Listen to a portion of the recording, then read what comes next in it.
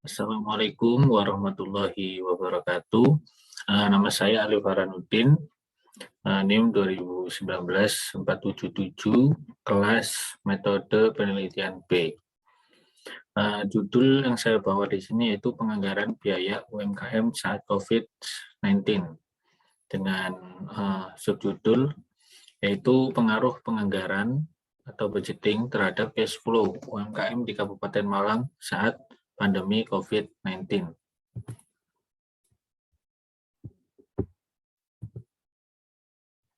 Untuk bab 1, pendahuluan latar belakang. Dalam menjalankan sebuah bisnis, tentunya tidak mudah seperti yang direncanakan, apalagi ditambah dengan adanya COVID-19 yang menerjang hampir semua sektor domestik di Indonesia, bahkan global. Dan secara khusus, yaitu pada perekonomian Indonesia sendiri, meski beberapa kuartal terakhir sempat meningkat sampai 7%, tetapi tidak menutup kemungkinan bahwa juga ada UMKM lain yang gulung tikar, khususnya di Kabupaten Malang, karena tidak dapat mengatur arus kas atau cash flow bisnisnya. Dan dalam fungsi penganggaran, yaitu pertama menjadi perencana atau pengatur otoritas, maka dengan penerapan penganggaran dalam produksi dan operasional suatu bisnis sangat membantu dalam kelanjutan bisnis dan menjauhi financial distress atau kebangkrutan. Rumusan masalah. Berdasarkan latar belakang yang disampaikan di atas, maka rumusan masalah penelitian adalah sebagai berikut. Pertama, apakah penganggaran mempengaruhi cash flow UMKM di Kabupaten Malang? Yang kedua, apakah dengan penerapan penganggaran, budgeting, operasional UMKM di Kabupaten Malang semakin efisien? Yang ketiga, apakah penganggaran memperbaiki kinerja UMKM di Kabupaten Malang? Bab 2, kajian teori. Pengertian penganggaran. Perencanaan adalah hal yang penting dalam segala kegiatan, khususnya untuk kegiatan bisnis. Karena dengan perencanaan yang baik, maka pelaku bisnis dapat melaksanakan kegiatan bisnis secara efektif dan efisien. Adapun pengertian penganggaran, yaitu suatu rencana yang disusun secara sistematis yang meliputi seluruh kegiatan perusahaan yang dinyatakan dalam unit atau satuan dan berlaku dalam jangka waktu atau periode yang akan datang. Dikutip oleh Munandar 2001. Dan penganggaran memiliki manfaat tersendiri bagi pelaku bisnis, yaitu yang pertama, menetapkan cita-cita atau tujuan. Kedua, menginformasikan kepada pelaku bisnis apa yang harus dilakukan untuk mencapai tujuan yang telah ditetapkan. Yang ketiga, memotivasi kinerja yang diinginkan.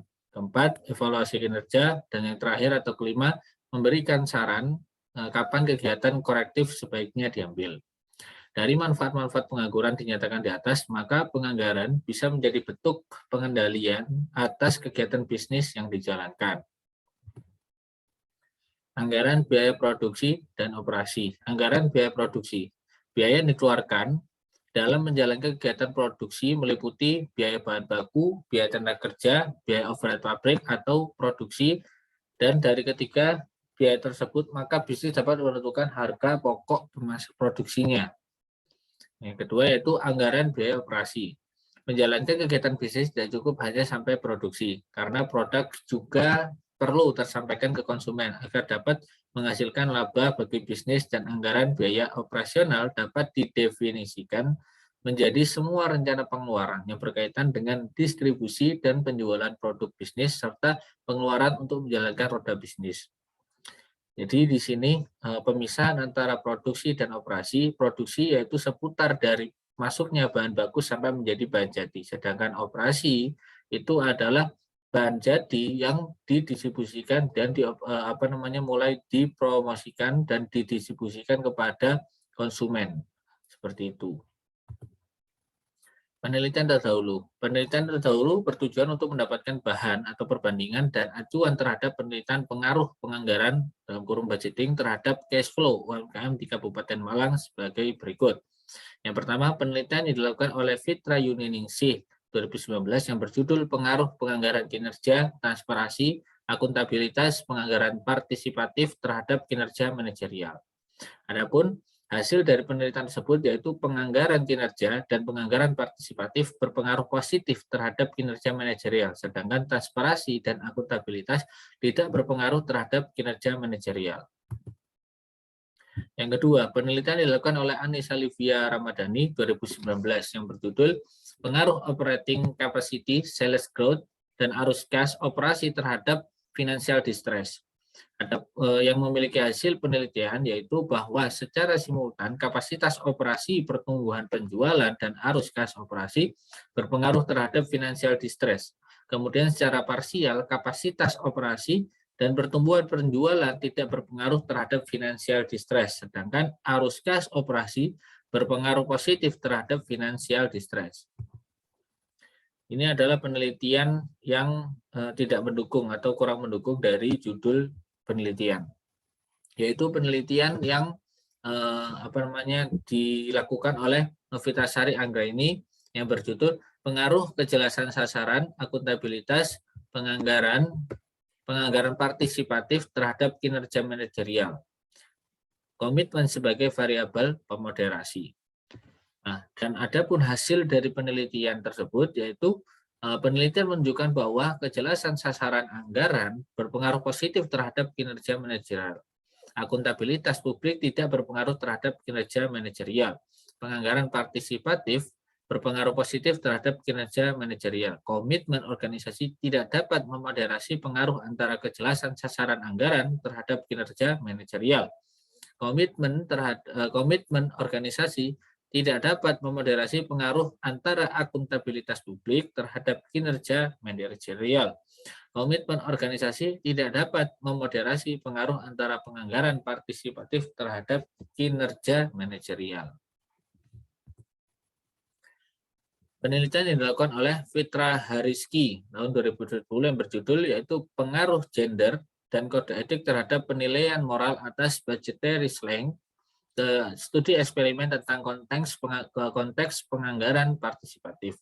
Adapun dari hasil penelitian tersebut yaitu menunjukkan bahwa gender tidak berpengaruh signifikan terhadap penilaian moral atas budgetary slang, tetapi dan kode etik berpengaruh signifikan terhadap penilaian moral atas budgetary slang. Penelitian ini berkontribusi literatur akuntansi manajemen dan etika bisnis dengan mengidentifikasikan bagaimana gender dan kode etik memiliki pada pengaruh terhadap penilaian moral atas budgetary slang.